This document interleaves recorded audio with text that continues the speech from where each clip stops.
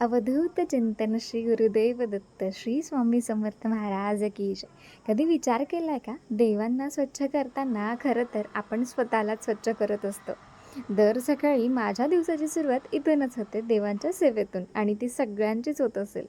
देवांना प्रेमानं अंघोळ घालणं, पितांबरीने प्रत्येक मूर्ती स्वच्छ करणं, देवांना नवीन वस्त्र परिधान करणं आणि मनापासून पूजा करणं. माझ्यासाठी ही फक्त रोजची सवय नाही, हा माझ्या मनातला एक शांत करणारा क्षण आहे. असं म्हणतात की देवाला तुमच्या महागड्या वस्तू नको असतात, त्याला फक्त तुमचं निर्मळ मन हवं असतं.